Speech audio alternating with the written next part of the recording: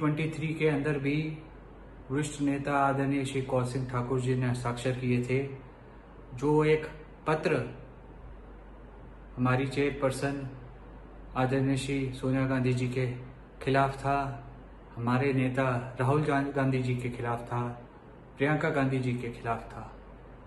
हिमाचल से कोई नेता नहीं था जिन्होंने हाई कमांड के खिलाफ लिखा और हस्ताक्षर किए।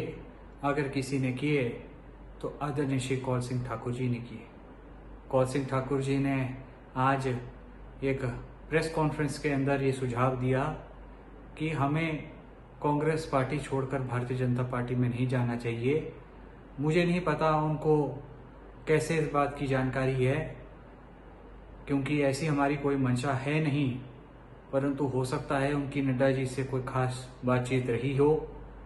ना पंडित सुखराम जी ने ये बात कही कि हमने कांग्रेस पार्टी छोड़नी है, ना मैंने ये बात कही है कि हमने कांग्रेस पार्टी छोड़नी है। इस तरीके के बयान देकर पार्टी को तोड़ने का काम आदरणीय श्री कौल सिंह ठाकुर जी कर रहे हैं।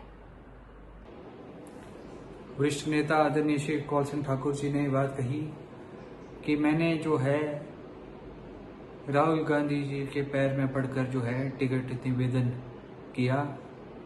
मैं समझता हूं हमको पार्टी में शामिल करना आदरणीय श्री राहुल गांधी जी का फैसला था और उस पर प्रश्न चिन्ह उठाने का मतलब है राहुल गांधी जी के ऊपर प्रश्न चिन्ह उठाना। मैं अपने बुजुर्गों सभी को ये चरण स्पर्श करता हूं, चाहे वो कौल सिंह जी हो या अन्य कोई वरिष्ठ नेता हो, और वो केवल उनका आशीर्वाद पाने के लिए, परंतु ना ही राजनीतिक लालसा के कारण मैंने आज तक किसी के पैर छुए हैं और ना ही राजनीतिक में अपना उल्टा सीधा कराने के लिए मैं किसी का पैर छूऊंगा।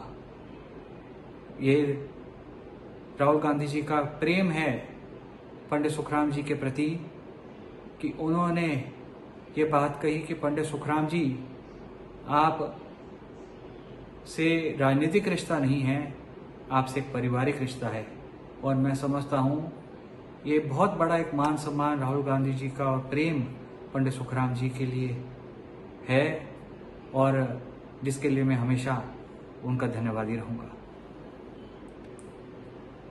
कौल सिंह जी का ये कहना है कि मैं कमजोर उम्मीदवार था, हो सकता है मैं कमजोर उम्मीदवार हो सकता हूं, परंतु मेरा प्रश्न ये है कि 2019 के चुनाव में वरिष्ठ नेता थे ठाकुर कौल सिंह जी, चुनाव लड़ सकते थे, परंतु ऐसी क्या मजबूरी रही कि उन्होंने अल्लाह कमान को पीठ दिखाई, चुनाव लड़ने से इनकार किया।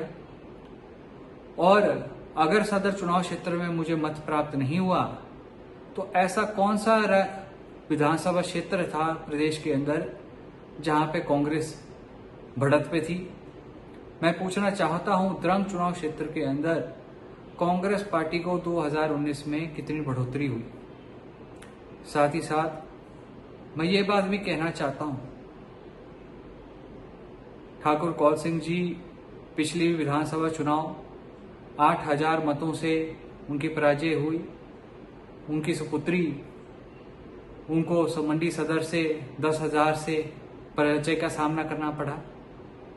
तो मेरे को इस बात की खुशी है कि जहां आला कमान ने इस मापदंड को रखा है कि जहां वो उम्मीदवार कामयाब ना हो चुनाव में, उसका टिकट परिवर्तन कर दिया जाए। तो मुझको उम्मीद रहेगी आने वाले जो विधानसभा के चुनाव हैं,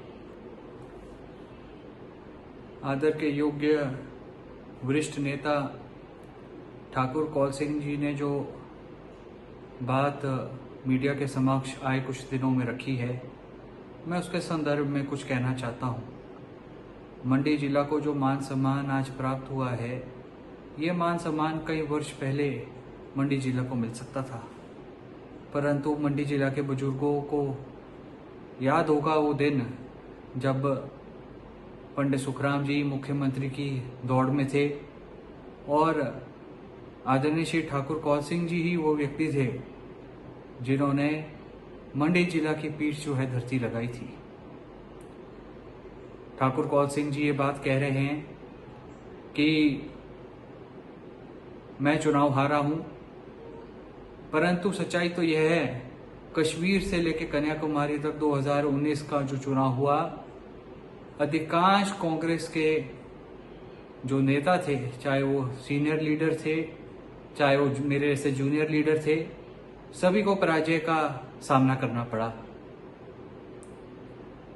कौल सिंह जी का ये कहना है कि मैं कमजोर उम्मीदवार था। हो सकता है मैं कमजोर उम्मीदवार हो सकता हूं, परंतु मेरा प्रश्न ये है कि 2019 के चुनाव में वरिष्ठ नेता थे।